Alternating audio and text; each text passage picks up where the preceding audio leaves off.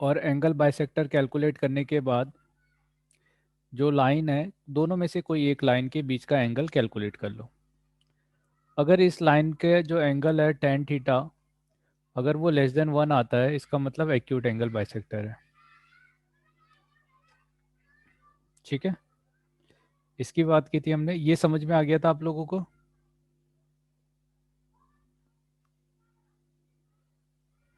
Last class में ना हमने इसके बारे में बात किया था, इसीलिए वीडियो भी भेज दिया था मैंने।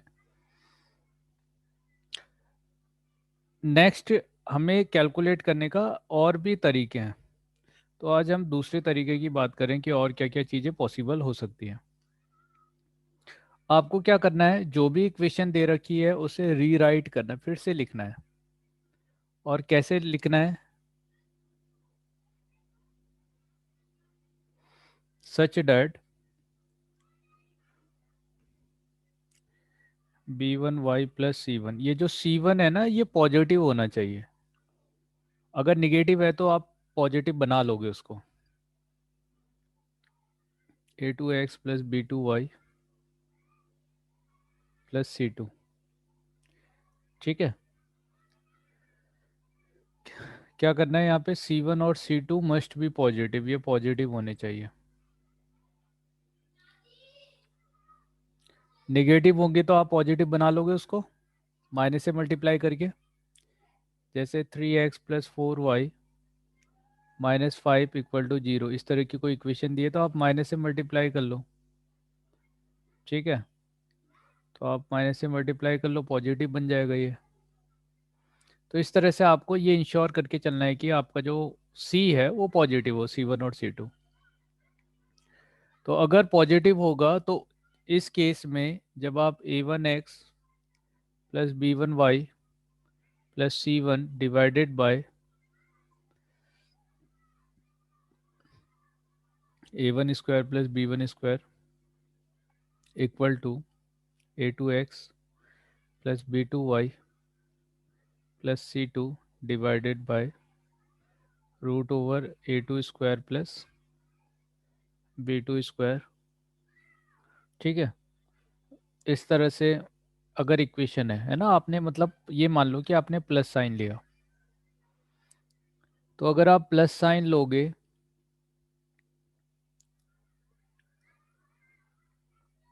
तो इस केस में जो रीजन है उस रीजन में ना ओरिजिन आएगा। मतलब ये जो इसके मिड में, अगर ये एक्यूट एंगल बाइसेक्टेड है तो यहाँ पे ओरिजिन आ रहा होगा। सही है, इस रीजन, दो रीजन है ना, जैसे एक तो ये वाला और ये वाला रीजन, एक रीजन है ये और एक ये रीजन है। सही है, तो आपको क्या मिलेगा यहाँ से, it gives the equation of bisector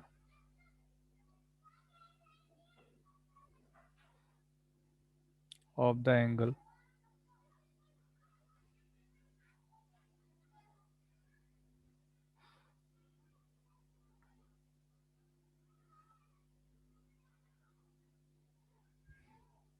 containing the origin।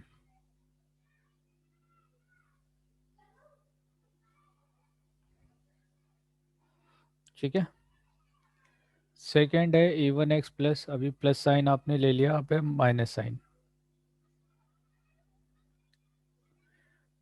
a1 square plus b1 square equal to minus of a2x plus b2y plus c2 by root over a2 square b2 square.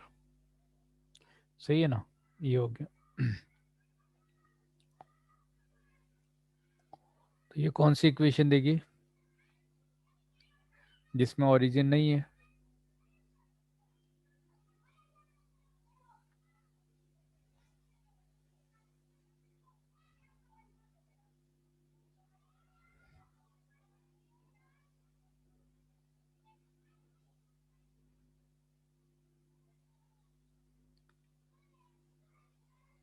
Clear है बेटे? Question इस तरह से आपसे पूछा जाएगा, find out the equation of angle bisector which contain origin. ठीक है, तो किस में ओरिजिन है किस में नहीं है, क्योंकि अब देखो ये वाला रीजन और मैंने कहा ये रीजन एक है, इसमें एक बाइसेक्टर जाएगा, एक्यूट एंगल है तो एक्यूट एंगल, और इधर जाएगा ऑब्ट्यूज एंगल, तो यहीं कहीं पे ओरिजिन होगा। सही है, तो या तो इस रीजन एक्यूट एंगल में होगा या ऑब्ट्यूज में होगा, दो ही पॉसिबिलिटी है। तो अगर आप C1 C2 को पॉजिटिव लेके चलोगे और प्लस साइन लोगे तो उसमें ओरिजिन आएगा, माइनस साइन लेके चलोगे तो उसमें ओरिजिन नहीं आएगा। क्लियर है? नेक्स्ट बात करें एक्यूट एंगल बाइसेक्टर और ऑब्ट्यूज एंगल बाइसेक्टर की।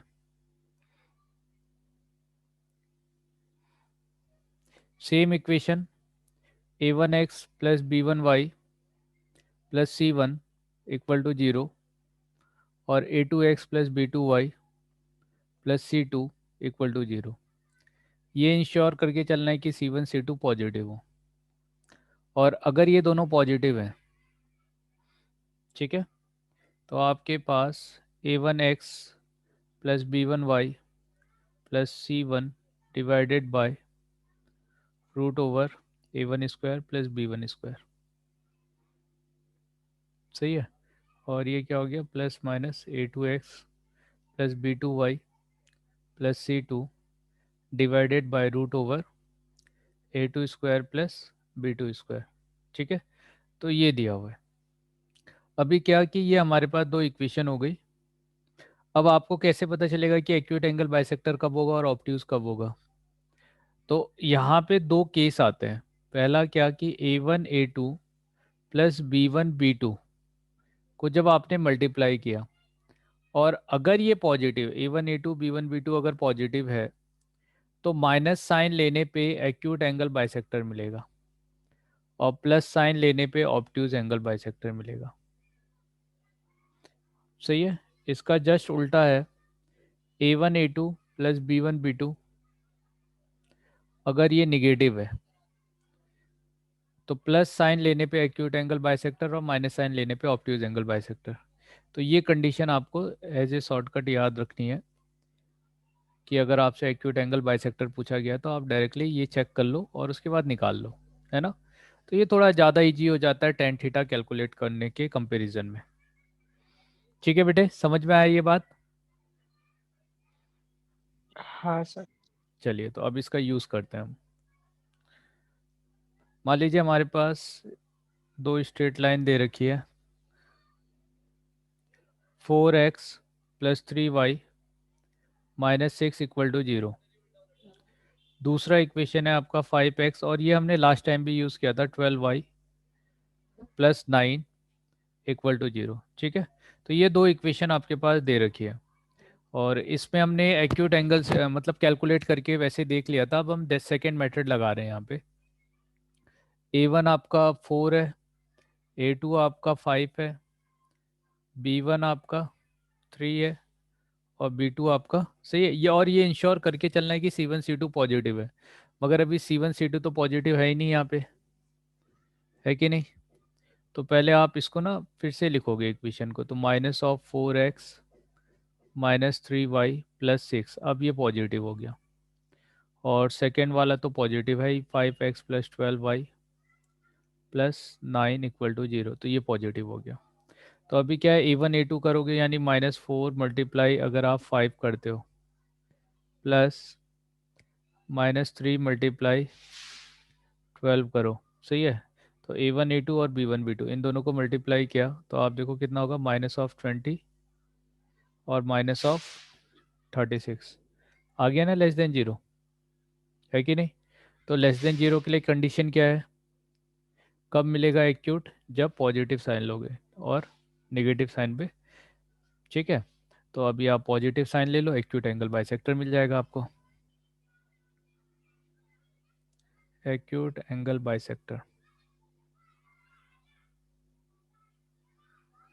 तो इसके लिए आपको 4 -4x minus 3y plus 6 by root over 4 square plus 3 square आपका 25 हो जाएगा, और एक्यूट एंगल बाइसेक्टर लेना है तो क्या, प्लस साइन लेना है, तो प्लस साइन आपने ले लिया, और ये हो गया आपका 5x plus 12y plus 9 divided by root over 169 मतलब 13।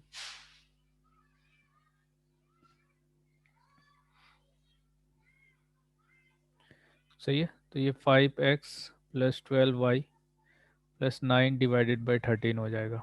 हाँ है ना? हाँ ठीक है, समझ में आ गया कैसे निकालना है एक्यूट। मगर इसके लिए क्या है ना, आपको देखो फायदा क्या है, फर्स्ट वाला जो मेथड है, जैसे आपका जो इससे पहले हमने पढ़ा था, ठीक है, तो लास्ट क्लास में जो मेथड पढ़ा था वो मेथड आप जिंदगी भर भूल नहीं सकते। सही है। क्यों? क्योंकि उसमें क्या है, नॉर्मल सी चीज है, आपको पहले एंगल बाइसेक्टर निकालना है, कोई भी निकाल लो, और उसके बाद किसी का एंगल कैलकुलेट कर लो। तो वो एक बेसिक प्रोसीजर है। मगर क्या है कि ये जो शॉर्टकट है, इस शॉर्टकट में आपको ये याद होना चाहिए कि इसके लिए क्या कंडीशन है, इसके लिए क्या कंडीशन है।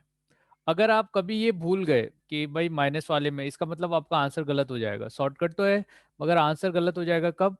अगर आप ये भूल गए तो उस केस में आपको फिर वही वाला प्रोसीजर यूज करना पड़ेगा कि एक एक्यूट एंगल निकालो, एक्यूट एंगल बाइसेक्टर निकालो और फिर एंगल कैलकुलेट कर लो। सही है, उसमें भूलने वाली चीज कुछ नहीं है। क्लियर है बेटे? हाँ सर। हम्म। तो सिमिलरली अगर ऑब्ट्यूज एंगल निकालना होता तो आप माइनस साइन ले लेते इसके आगे से।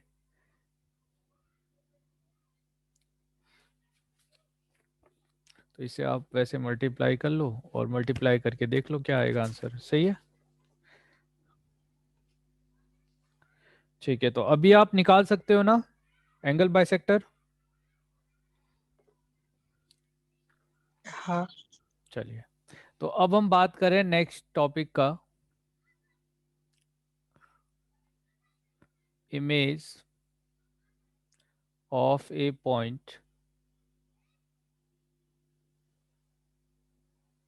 On a line as mirror.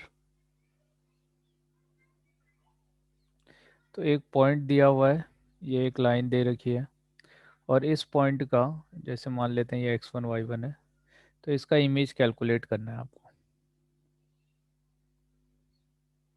तो यहाँ कहीं पे इसकी इमेज होगी, इसको हम x2 y2 कह देते हैं। P पॉइंट, ये Q पॉइंट। सही है। तो ये ax plus B Y plus C equal to 0 है। क्लियर है? P पॉइंट दे रखा है x1 y1, Q पॉइंट दे रखा है x2 y2, ax plus B Y plus C equal to 0 दे रखा है। सही है ना? और अब देखो क्या बेसिक कंसेप्ट हमें यहाँ पे यूज़ करना है कि ये जो पॉइंट है और ये जो पॉइंट दे रखा है आपका, सही है, तो अगर मुझे ये पॉइंट कैलकुलेट करना है तो इसको हम क्या कहते हैं, इसको मान लेते हैं कि ये h कॉमा के है, समथिंग इस तरह से। ठीक है बेटा, और ये हमारी A X plus B Y plus C equal to 0 line की इक्वेशन दे रखी है। सही है। ठीक। अब आप ये देखो, ये मुझे ये बताओ कि क्या आपने पी पॉइंट का यहाँ से डिस्टेंस कैलकुलेट किया था? हाँ या ना?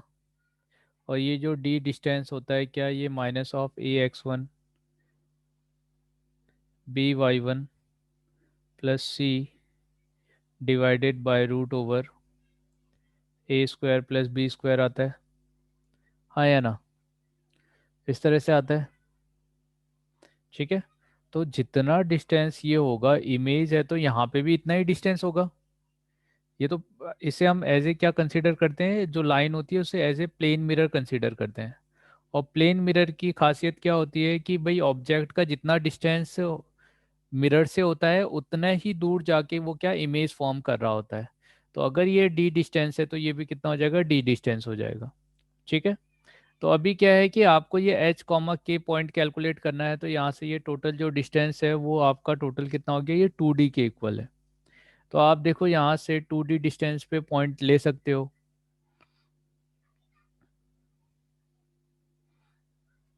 सही है। तो एक तो आप क्या कर सकते हो, इस लाइन का स्लोप, जैसे हमने ये पॉइंट निकाला, तो इस लाइन का स्लोप ले लो।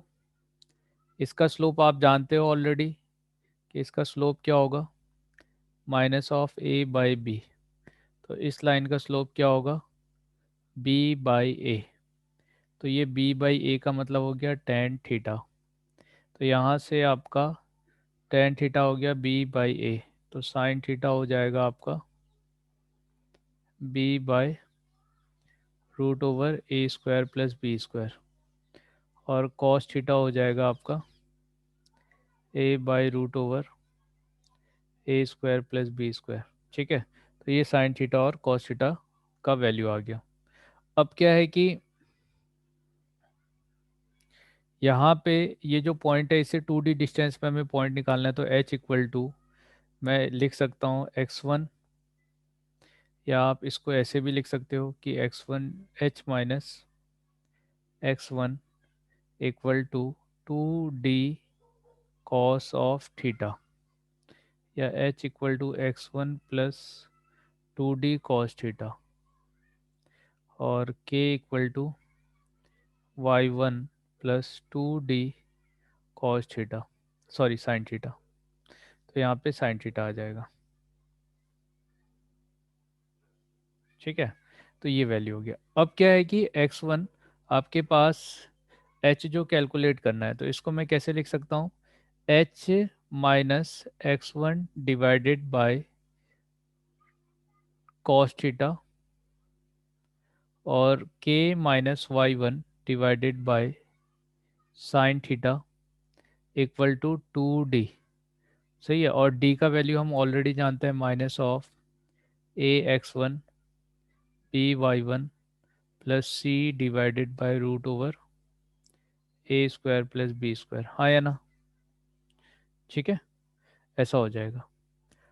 ठीक है, अब देखो यहाँ पे ये जो वैल्यू है इसकी जगह पे हम वैल्यू पुट कर देते हैं, H minus x1 by cos theta, और कॉस थीटा कितना है, A by root over A square plus B square, और K minus y1 divided by B by root over A square plus B square.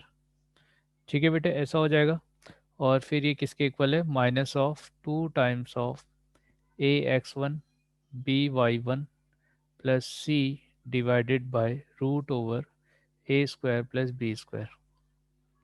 अच्छा, अब ए को इधर रहने दो, और ये जो रेसिप्रोकल वाला वैल्यू है 1/समथिंग, तो 1/समथिंग वाला वैल्यू इस तरफ ले आओ। सही है, तो क्या आपको h माइनस x1 बाई ए, के minus y1 by b equal to 2 times of a x1 b y1 plus C divided by A square plus B square मिलेगा। ठीक है, तो ये हमारी इक्वेशन हो गई। मतलब क्या है, आपके पास ये जो पॉइंट दिया था, आप देखो इसमें ज़्यादा डिफरेंस नहीं है, आपको डिस्टेंस फार्मूला याद होना चाहिए।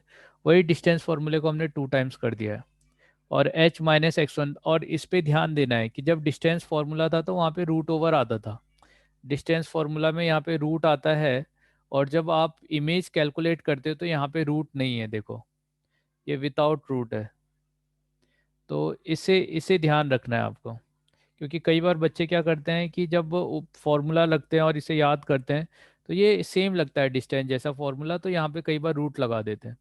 तो इस बात का ध्यान रखना है। तो अभी क्या है कि अब यहाँ से एक बार जब आपने इस पूरे को कैलकुलेट कर लिया, तो ये कोई न्यूमेरिकल वैल्यू देगा, तो एच और के अब निकालना बड़ा आसान है।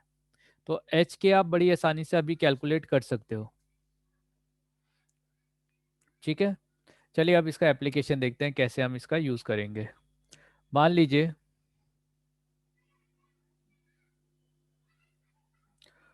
आपको एक लाइन की इक्वेशन दे रखी है, 5x प्लस वाई प्लस 6 = 0, और पॉइंट दिया हुआ है, और पॉइंट है आपका 4, -13, ये पॉइंट दिया है।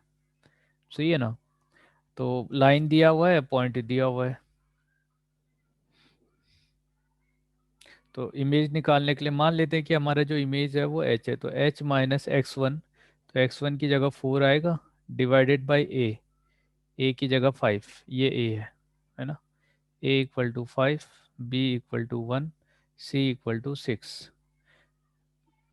k minus minus of 13 by 1 equal to minus of 2 ax1 5 into 4 plus minus of 13 ax1 by1 plus c की जगह 6 divided by A square plus B square 25 plus 1 h minus 4/5 k plus 13 by 1 equal to minus of 2 और ये कितना हो गया 20 plus 6 26 में से 13 गया 13 हो गया 13/26 तो ये देखो ये -1 दे दिया h minus 4 equal to minus of 5 5 multiply -1 तो h इक्वल टू क्या होगा -5 प्लस 4 यानी -1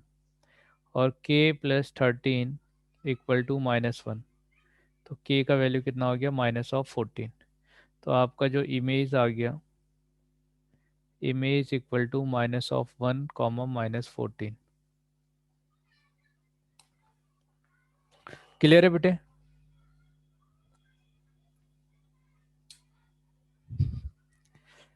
समझ में आया कैसे इमेज निकाला मैंने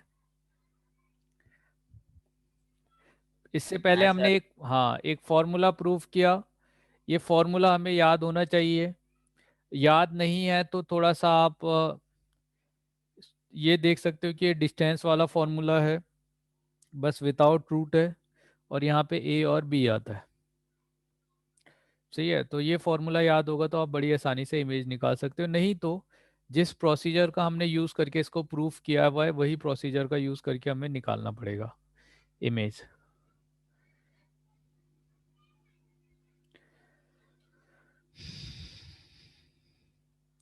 अब बात करते हैं फुट ऑफ परपेंडिकुलर की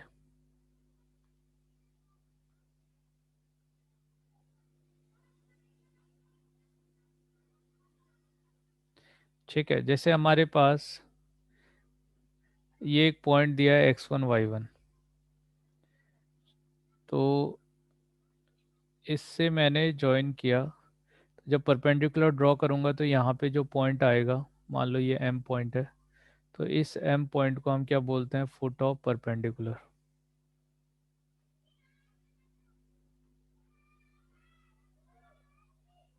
ठीक है तो इसे क्या बोलते हैं फुट ऑफ परपेंडिकुलर तो इसे कैलकुलेट कैसे किया जाए तो इसे कैलकुलेट करने के लिए हम क्या करते हैं पहले P पॉइंट तो ऑलरेडी गिवन है आप Q पॉइंट निकालते हो मतलब इसका इमेज निकालते हो और फुट ऑफ परपेंडिकुलर या M जो है M is the mid point of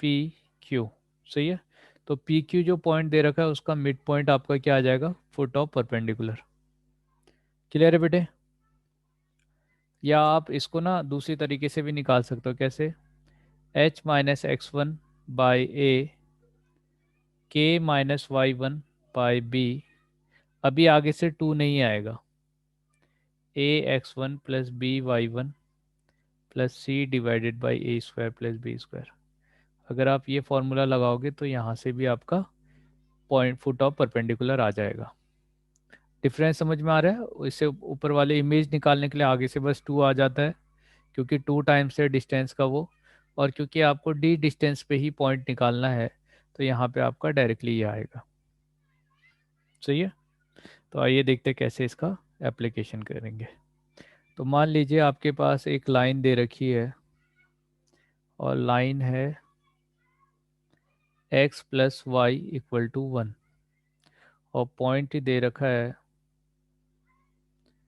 2,4 सही है तो ये पॉइंट दे रखा है तो अभी 2,4 से आपको परपेंडिकुलर ड्रॉ करना है लाइन पे x प्लस वाई और -1 स्टैंडर्ड फॉर्म में लिख लेते हैं सही है तो अब आपको ना ये फुट ऑफ परपेंडिकुलर कैलकुलेट करना है कि ये p पॉइंट क्या होगा तो सपोज ये जो p पॉइंट है ये h कॉमा k है तो h कॉमा k कैलकुलेट करने के लिए आपके पास फॉर्मूला क्या है h माइनस 2 ये पॉइंट x1 y1 है तो h minus x1 by a तो x इसका कोफिशिएंट 1 है equal to k minus 4 divided by 1 equal to, सही है, H minus X one by A, Y minus Y one by K minus Y one by B, और यहाँ पे क्या होगा, minus of A X one, यानी X plus Y minus one divided by A square plus B square, तो one square plus one square, तो minus of x plus y, sorry, और यहाँ पे आपको वैल्यू तो दिया है ना, तो यहाँ पे आपको वैल्यू दिया हुआ है minus of A X one, तो x की जगह पे 2, y1 की जगह 4, minus one divided by A square plus B square, तो h minus two by one K minus four by one equal to minus six minus one क्या होगा, 5 divided by two, h equal to 2 minus five by two and k equal to 4 minus five by two, तो 8 में से 5 चले गया 3 by two, और 4 में से 5 चले गया तो माइनस वन बाई टू। ठीक है, तो ये आपका फुट ऑफ परपेंडिकुलर आ जाएगा। तो क्या अभी आप इमेज और फुट ऑफ परपेंडिकुलर निकाल सकते हो?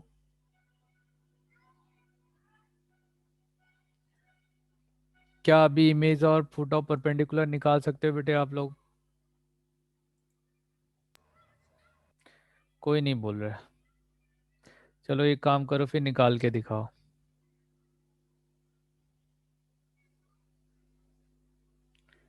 Find image and foot of perpendicular of point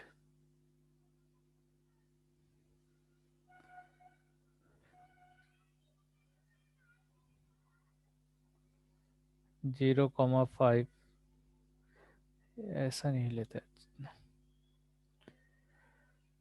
1,3 underline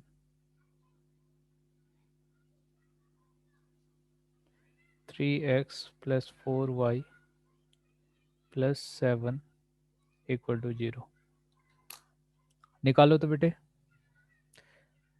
image भी निकालना है और फुट ऑफ परपेंडिकुलर भी निकालना है।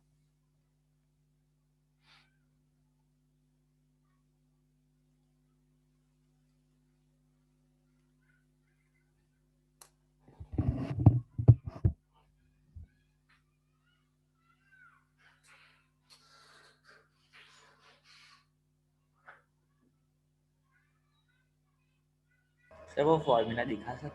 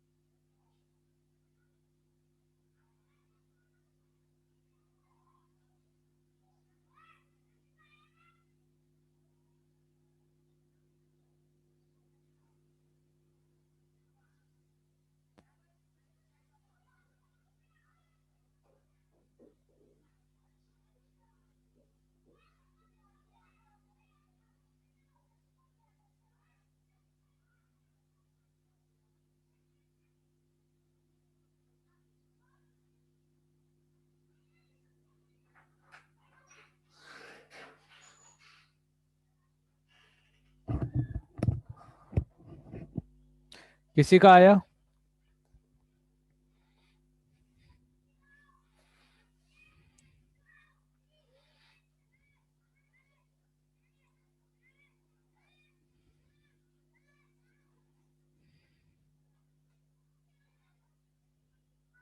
वही।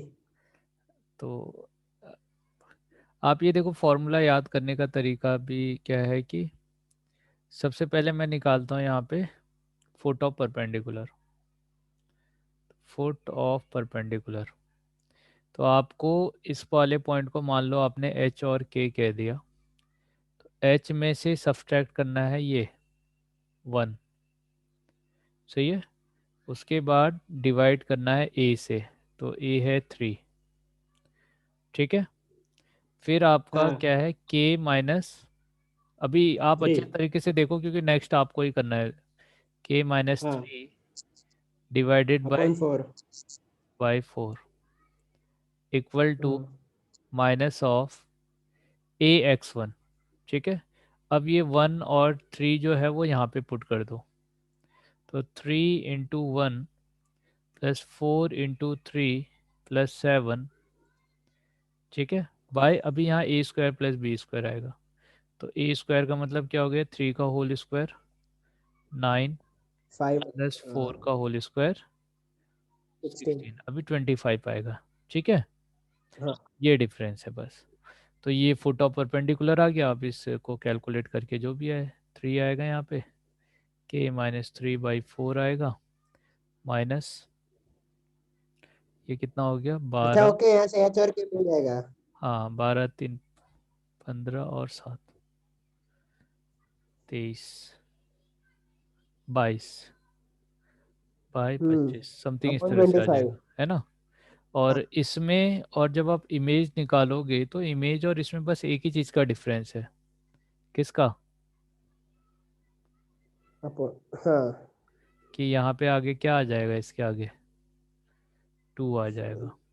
क्लियर है ना, हम्म दोनों हाँ फॉर्मूले में बस किसका डिफरेंस है कि इसमें 2 आ जाएगा। 2। और दूसरी बात क्या है, मान लो आपको ये पता चल गया, ये वाला पॉइंट पता चल गया, तो आप मान लो इमेज को कोई पॉइंट मान लो और इसका मिड पॉइंट पता है, तो ये अपने आप ही पता चल जाएगा, या आप डायरेक्टली ये निकाल लो और इमेज आ हाँ गया सर। ये पॉइंट है, तो आपका फुट ऑफ परपेंडिकुलर भी आ जाएगा। क्लियर है, बस ये फॉर्मूला नहीं हाँ भूलना है आपको, ये फॉर्मूला याद होना चाहिए। अब लास्ट लास्ट में क्या है, कोऑर्डिनेट में 4 चैप्टर पढ़ते पढ़ते क्या होता है, बाद में बच्चे फॉर्मूले ही भूलने लग जाते हैं, तो ये फॉर्मूला याद रखना है अच्छे तरह से। हाँ सर। ठीक है, हाँ तो चलो, तो मैं मान के चल रहा हूँ कि आपको इमेज समझ में आ गया। नहीं है तो सबसे पहले आप फॉर्मूला याद करोगे, कल मैं आपका फॉर्मूला भी सुनूंगा इससे रिलेटेड। हाँ सर। नेक्स्ट हम बात कर रहे हैं फैमिली ऑफ, तो देखो अभी तक का हम क्या क्या पढ़ चुके हैं उसके बाद स्टार्ट करते हैं। तो हमने फैमिली, अभी लाइंस की 7 इक्वेशंस देखी, 7 इक्वेशंस ऑफ लाइन, ये देखा। आप इसके भी एक बार लिंक भेज दोगे? इस लेक्चर का, हाँ वो हाँ भेज, वापस एक बार भी देख लो। ठीक है। तो 7 इक्वेशन ऑफ स्ट्रेट लाइन हमने देखा, उसके बाद हमने एंगल बिटवीन 2 लाइन से देखा, सही है। उसके बाद यहाँ से 2 कंडीशन थी कि लाइंस परपेंडिकुलर कब होंगे और पैरेलल कब होंगे, ठीक है। फिर उसके बाद हमने distance of a point, sorry इससे पहले हमने position of a point, of a point from A line, position of a point from A line, ये देखा, ठीक है, ये देखा। और फिर उसके बाद 2 पॉइंट के लिए भी देखा था। फिर आप हमने distance of a point from A line, ये देखा था। फिर इसमें ही आगे जाके हमने डिस्टेंस बिटवीन 2 पैरेलल लाइन देखा, डिस्टेंस बिटवीन 2 पैरेलल लाइंस, इसकी बात की हमने। फिर नेक्स्ट हमने इमेज के बारे में देखा आज, फुट ऑफ परपेंडिकुलर देखा। अब जो नेक्स्ट है वो है आपका फैमिली ऑफ लाइन, ठीक है। तो यहाँ तक का लाइंस के लाइन का मतलब सिलेबस है। इसके बाद आपका पेयर ऑफ लाइन स्टार्ट हो जाता है। तो अभी हम बात कर रहे हैं फैमिली ऑफ लाइंस की, कि फैमिली ऑफ लाइंस क्या होता है।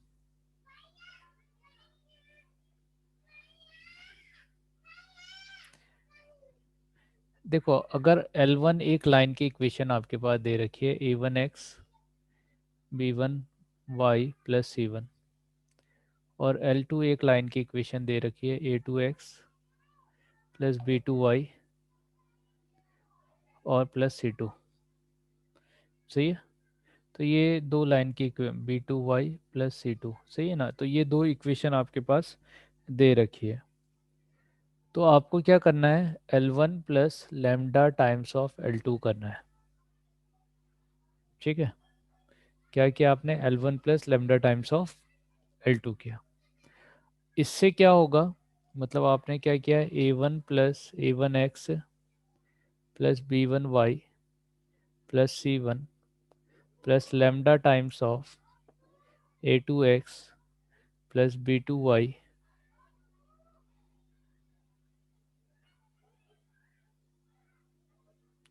Plus C2। सही है ना। तो ऐसे करने से क्या होता है कि ये आपको क्या देता है,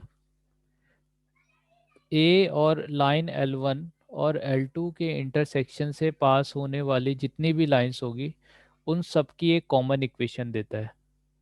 और देखो फैमिली ऑफ लाइन क्यों बोला गया, क्योंकि एक पॉइंट से कितनी लाइन पास हो सकती है, इनफाइनाइट। Infinite lines. तो इन सभी लाइन को कौन रिप्रेजेंट कर रहा है, ये कंडीशन रिप्रेजेंट कर रही है। L1 plus lambda times of L2, अगर आपके पास दो लाइन दे रखी है उसके पॉइंट ऑफ इंटरसेक्शन से पास होने वाली लाइन की इक्वेशन कैलकुलेट करनी है तो आप L1 plus lambda times of L2 करके कैलकुलेट कर सकते हो। अब यहाँ पे लेमडा मतलब अगर इसमें से कोई पर्टिकुलर लाइन अगर आपको कैलकुलेट करनी है तो इसे कैलकुलेट करने के लिए आपको ये लेमडा निकालना पड़ेगा। तो इस लेमडा के लिए एक एक्स्ट्रा कंडीशन आपको दिया हो सकता है। आपको ऐसा बोला जा सकता है कि जो लाइन है, जो फैमिली ऑफ लाइन है, वो कोई पॉइंट पर्टिकुलर पॉइंट जैसे 1,2 से पास हो रही है, ये जो पर्टिकुलर लाइन है वो किसी थर्ड लाइन पे परपेंडिकुलर है। तो इस तरह से एक्स्ट्रा कंडीशन देता है फैमिली ऑफ लाइन को कैलकुलेट करने के लिए। क्लियर है बेटा, ये बात समझ में आई। ठीक है, तो इस तरह से आप लेमडा कैलकुलेट करोगे। अब इसका एप्लीकेशन क्या है वो देखते हैं हम।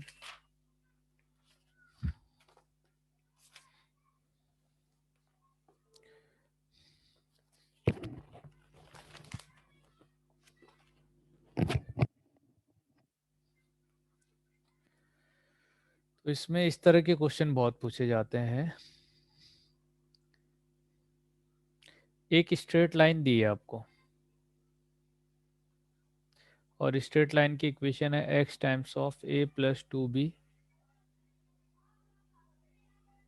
Plus y times of a plus 3b equal to a plus b। ठीक है, अब ये बोला है कि for different values of a and b, values of a and b, a और b आपको जो लेना है लो। The equation of line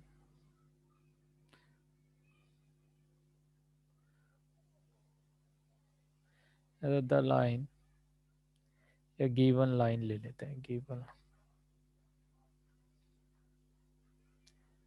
given line always passes through a fixed point। सही है, और हमेशा यही लैंग्वेज यूज करेगा। ठीक है, अगर ऐसा फैमिली ऑफ लाइन का क्वेश्चन आया तो क्या बोला गया, अच्छी तरह से इसको समझो। एक लाइन की इक्वेशन आपको दे रखी है और आपसे बोला है कि ए और बी कोई भी वैल्यू हो, डिफरेंट वैल्यूज आप ले सकते हो। तो इसके लिए ये जो लाइन है, ये लाइन हमेशा एक पर्टिकुलर फिक्स पॉइंट से पास होगा। ठीक है, तो होता क्या है, यहाँ पे जो ये लाइन आपको दे रखी है ना, ये लाइन नहीं है, ये फैमिली ऑफ लाइन है।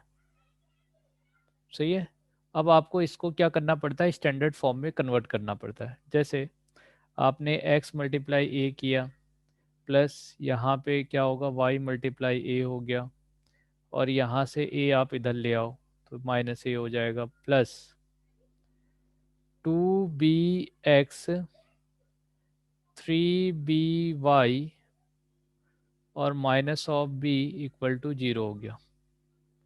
ठीक है, तो अगर फर्स्ट वाले से अगर आप a कॉमन लोगे तो ये x plus Y minus one होगा, प्लस अगर यहाँ से आप b कॉमन लोगे तो 2x plus three Y minus one equal to zero हो गया। ठीक है, ऐसा हो गया। तो यहाँ से आप देखो x plus Y minus one plus B by A, और ये क्या हो गया 2x plus three Y minus one equal to zero. क्या कहते हो, ऐसे लिख सकते हैं हम? सही है। और अब जो ये इक्वेशन है, क्या ये जो ये वैल्यू ये लैम्डा हुआ कि नहीं? अब a और b आप कोई भी वैल्यू लोगे तो वो वेरी करेगा। ठीक है भाई, अपना a और b वेरी किया तो लैम्डा वेरी करेगा। मगर फैमिली ऑफ लाइन का कंसेप्ट क्या है कि intersection all the line are passing through the intersection of two lines. और टू लाइंस कौन कौन सी हो गई? एक तो x plus Y minus one और दूसरा क्या हो गया 2x plus three Y minus one. हाँ या ना? ये बात बताओ कि ये क्लियर हुआ, आपको समझ में आया कि जितनी भी लाइंस है वो एक पर्टिकुलर पॉइंट से पास होगी, और वो पर्टिकुलर पॉइंट कैसे मिलेगा? Intersection of x plus Y minus one और 2x plus three Y minus one. एक बार फिर से देखते हैं क्या दे रखा है। फैमिली ऑफ लाइन का कंसेप्ट क्या है? दो लाइन की इक्वेशन आपके पास दे रखी है, L1 plus lambda times of L2 लोगे तो आपको बहुत सारी लाइन मिलेगी, और जितनी भी लाइन्स है वो सभी लाइन कहाँ से पास होगी? All lines are passing through a given point.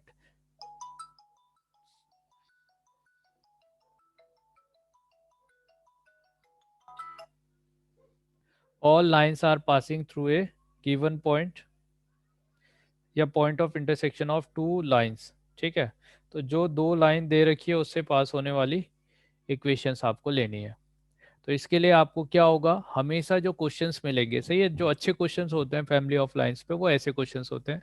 इस तरह से एक लाइन दिया होगा और ये लैंग्वेज यूज किया होगा कि line always passes through a fix point, find the fix point. अब आपको ये फिक्स पॉइंट कैलकुलेट करना पड़ेगा कि ये फिक्स पॉइंट क्या है। सही है, तो अभी क्या है, उसके लिए आपको इन दोनों लाइन की इक्वेशन को सॉल्व कर लेना है।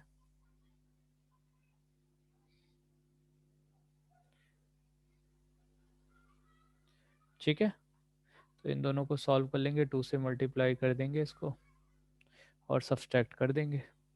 तो अगर 2 से मल्टीप्लाई करके सब्सट्रैक्ट करेंगे तो 2y में से 3y सब्सट्रैक्ट होगा, माइनस वाई आएगा, माइनस टू है और इसमें 1 हो जाएगा तो माइनस वन हो जाएगा इक्वल टू जीरो। तो minus y equal to one, यानी y इक्वल टू वन हो गया, माइनस वन हो गया। तो y equal to minus one and x equal to, इसमें पुट कर लो, x minus one equal to zero, यानी x इक्वल टू टू। तो ये फिक्स पॉइंट आ जाएगा। क्लियर है बेटे? हाँ सर। हाँ सर। चलिए,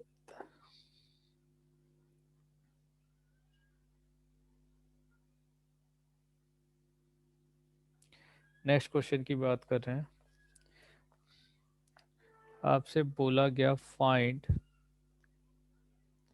the straight line passing through the point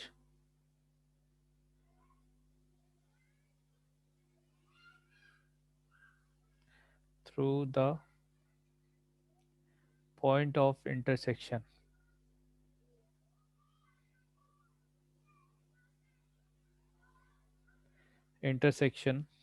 of 2x 3y plus 5 equal to 0 and 5x minus 2y minus 16 equal to 0। ठीक है, and through the point। और एक बात हमेशा ध्यान रखना, लाइन को जब भी आपको लाइन की इक्वेशन पूछेगा तो आपके पास दो कंडीशन होनी चाहिए, तब जाके आप लाइन की इक्वेशन निकाल सकते हो। दो कंडीशन कुछ भी दिया होगा ना तो आप लाइन की इक्वेशन निकाल सकते हो। जैसे यहाँ पे 2 पॉइंट दे दिया तो लाइन की इक्वेशन आ जाएगी, एक स्लोप या इंटरसेप्ट दे देगा तो लाइन की इक्वेशन आ जाएगी। क्लियर है? ठीक है, तो इस तरह से आपको एक पॉइंट दिया, एक स्लोप दिया है, तभी भी आ जाएगा। तो ये बेसिक चीजें हमें पता होनी चाहिए। अब क्या है कि इस क्वेश्चन में आपसे बोला गया है कि आपका जो स्ट्रेट लाइन कैलकुलेट करनी है वो कहाँ से पास हो, find the line which is passing through the point of intersection of these two lines. ये दो लाइन्स से पास होनी चाहिए और वो इस पर्टिकुलर पॉइंट -1, 3 से भी पास होना चाहिए। तो अभी एक तरीका क्या है कि पहले आप इन दोनों को सॉल्व करो, वहां से पॉइंट ऑफ इंटरसेक्शन निकालो, दूसरा पॉइंट दे रखा है तो दो पॉइंट से पास होने वाली लाइन की इक्वेशन लिख दो। एक तो ये तरीका है। दूसरा तरीका क्या है कि आप L1 plus lambda times of L2 लिख लो। तो इसमें पॉइंट ऑफ इंटरसेक्शन से पास होने वाली जितनी लाइन है वो सभी आ गई, हाँ या ना? क्या ये बात समझ में आ गई कि पॉइंट ऑफ इंटरसेक्शन से जितने भी पॉइंट पास लाइन पास होंगे वो सभी आ गए। उसमें से एक पर्टिकुलर लाइन की इक्वेशन निकालनी है जो -1, 3 से पास हो रहा है। इसका मतलब ये -1, 3 को सेटिस्फाई करेगा। तो इसमें -1, 3 पुट कर देते हैं एक्स और वाई की जगह पे। तो ये क्या हो जाएगा, 2 मल्टीप्लाई -1 मतलब -2 प्लस 3 मल्टीप्लाई तो ये आपका 9 हो जाएगा, plus 5 plus lambda times of -5 -2 multiply 3 -16। ठीक है, इतना इक्वल टू 0 हो गया। तो ये कितना हो गया, 9 प्लस 5 14, 14 में से 2 चले गए, कितना हो जाएगा, 12 हो जाएगा, प्लस लेमडा टाइम्स ऑफ -6 तो -11 -16 -11 तो 27 तो -27। ठीक है, तो यहाँ से 27 लेमडा इक्वल टू 12 हो गया। तो लेमडा इक्वल टू कितना हो जाएगा, 4/9। तो ये लेमडा का वैल्यू यहाँ पे पुट कर देंगे। तो 2x plus 3y plus 5 plus 4/9 5x minus 2y minus 16 equal to 0।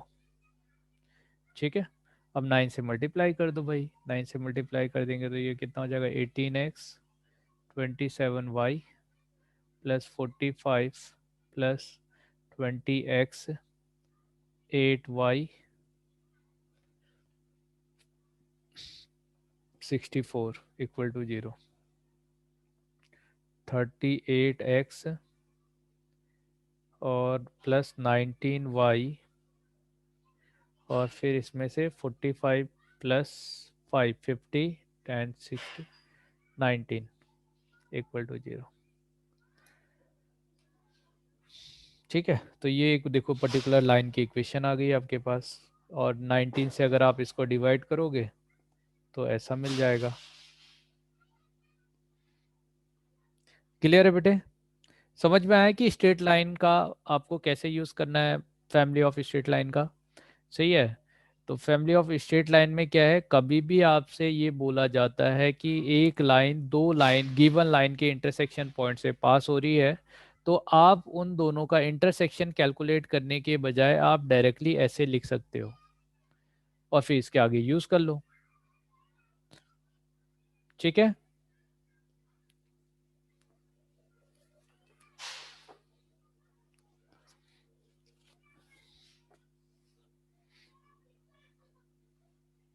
हाँ सर। चलिए नेक्स्ट। मान लीजिए एक कंडीशन आपको दे रखी है कि if 5a plus 20c equal to t. ठीक है, एक ये दिया है और आपसे कह रखा है then find the value of t for which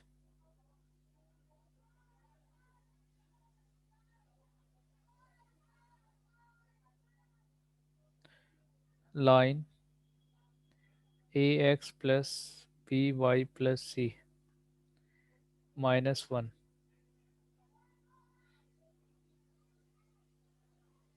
equal to 0 always passes through a fixed point। आपसे कहा टी का क्या वैल्यू होना चाहिए ताकि ये जो लाइन दिया हुआ है ये हमेशा एक पर्टिकुलर फिक्स पॉइंट से पास हो। क्लियर है बेटा?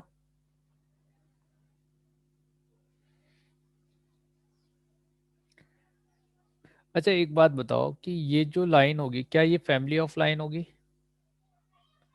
हाँ या ना? कभी भी ऐसा कुछ बोला गया है कि कोई लाइन जो है always passes through a fix point, इसका मतलब ये जो इक्वेशन है ये क्या फैमिली ऑफ लाइन होगी कि नहीं?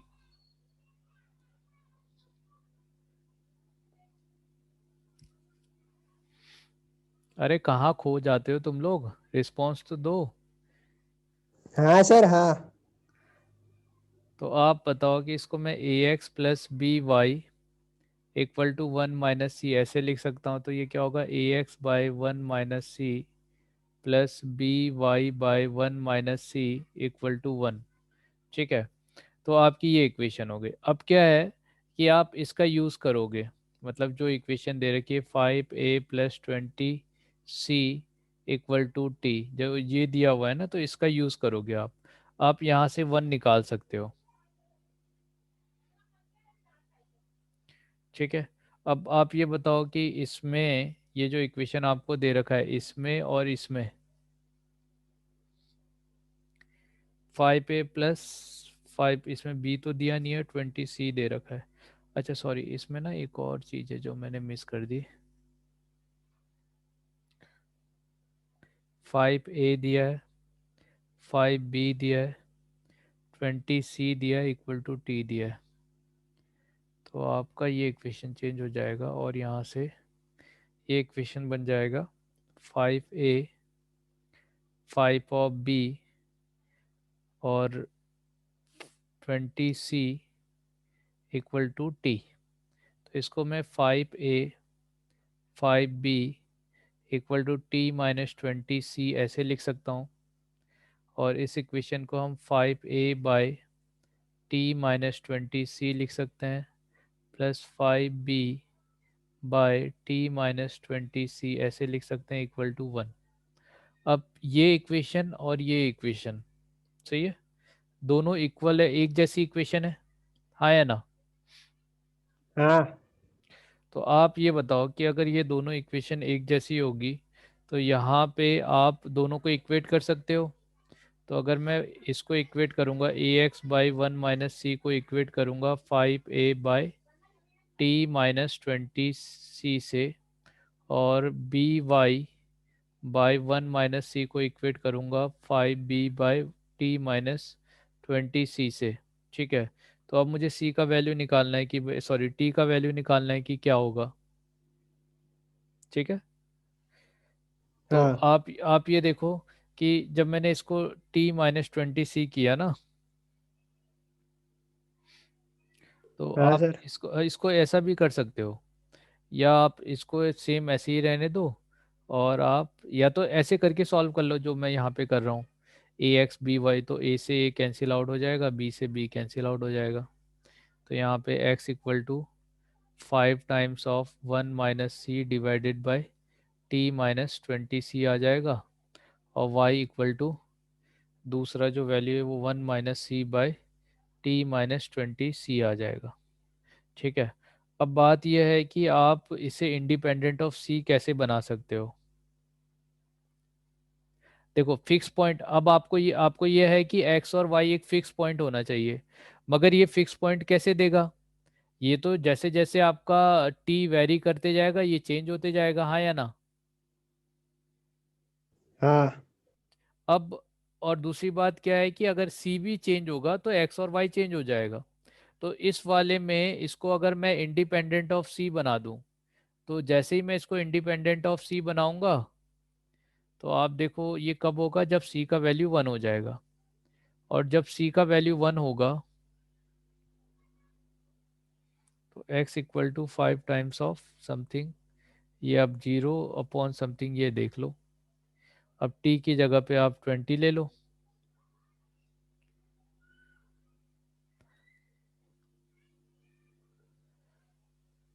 ठीक है। अभी एक चीज़ और आपको पढ़ानी है, लिमिट, उसके बाद जाके आप समझ पाओगे इसको। आप यहाँ पे इतना समझ सकते हो कि x और y इंडिपेंडेंट कब होंगे, जब c इक्वल टू 1 होगा। तो अब c का वैल्यू पूछा गया है, t-20c, ये दिया हुआ है। सही है। तो आपसे कहा है कि t का वैल्यू क्या होना चाहिए, क्वेश्चन में देखते हैं। Find the value of t for which the line always passes through a fix point. t का क्या वैल्यू होगा जिसके लिए हमेशा एक फिक्स पॉइंट से पास होगा। तो अगर फिक्स पॉइंट से पास होगा तो ये वेरिएबल नहीं होना चाहिए, और वेरिएबल नहीं होना चाहिए इसका मतलब ये वाला जो टर्म है, देखो t-c, ये वाला जो वैल्यू है इसको हम जनरली जीरो लेते हैं। सही है। क्यों लेते हैं वो बाद में आएगा जब आप लिमिट पढ़ोगे। ठीक है। तो क्योंकि हम इंडिपेंडेंट ऑफ आपका c कर रहे हैं, आप c को हटाना चाहते हो यहाँ से। सही है। और अगर आप ऐसे नहीं सोच सकते हो तो आप क्या कर सकते हो कि यहाँ से आप c का वैल्यू निकालो इस इक्वेशन से, और इस इक्वेशन में c को पुट कर दो, तो आप डायरेक्टली t का वैल्यू निकाल पाओगे। अगर आप ऐसा करोगे तो जैसे इसमें तीन वेरिएबल है, एक तो ये चीज़ है कि अगर यहाँ पे c का वैल्यू 1 पुट कर दिया तो c का वैल्यू यहाँ पे 1 पुट करो, इसका मतलब t-20 हो जाएगा। तो t-20 हो जाएगा तो वहाँ से आप t इक्वल टू 20 ले सकते हो। सही है ना। तो वो 0/0 फॉर्म होता है, वो आप यूनिक बाद में समझोगे कैसे होगा। मैं आपको एक दूसरा मेथड बताता हूँ इसको करने के लिए। तो आप क्या करो, जैसे 5a प्लस 5b प्लस 20 दिया है और 20c इक्वल टू t दिया है, तो आप ना इन दोनों इक्वेशन में एक ax plus B Y plus सी माइनस वन जो है ना, इसमें से एक इक्वेशन में से c एलिमिनेट कर दो। ठीक है। तो अगर आप c एलिमिनेट करोगे तो ये क्या हो जाएगा, 1 - ax minus b y, something इस तरह से c का वैल्यू हो जाएगा। तो ये वैल्यू आप ऊपर वाली इक्वेशन में पुट कर दो, तो 5a प्लस 5b ये हो गया, और 20 और c की जगह पे क्या आएगा, 1 - ax माइनस बी वाई। ठीक है। इतना इक्वल टू t हो गया। अब इसमें क्या है, आप जैसे मैंने वहाँ पे a और b कॉमन लिया था वैसे ही a और b कॉमन, देखो 5a है यहाँ पे, और इसको आप देखोगे तो 20 plus 20 into minus of ax है, ये हो गया, प्लस 5b है और माइनस ऑफ 20by हो गया। ठीक है, ये हो गया। और उसके बाद यहाँ पे 20 है और उसके साथ में माइनस ऑफ t है। ठीक है बेटा, ये हो गया। सही है ना। अब आप ये देखो कि 5 पे इसमें से अगर आप a कॉमन लेते हो तो ये क्या हो जाएगा, 5 माइनस 20x ऐसा हो जाएगा, प्लस अगर आप b कॉमन लेते हो तो 5 माइनस 20y ऐसा होगा। हाँ या ना, क्लियर है बेटे, इस तरह से हो जाएगा। अब आप देखो कि ये अपने आप में एक लाइन की इक्वेशन है और ये अपने आप में एक लाइन की इक्वेशन है।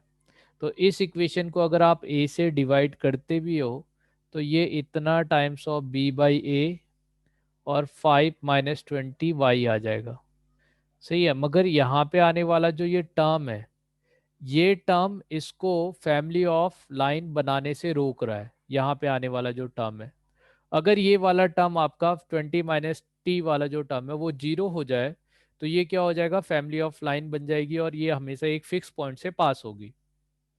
ठीक है। और मैं यही चाहता हूँ कि ये हमेशा एक फिक्स पॉइंट से पास हो।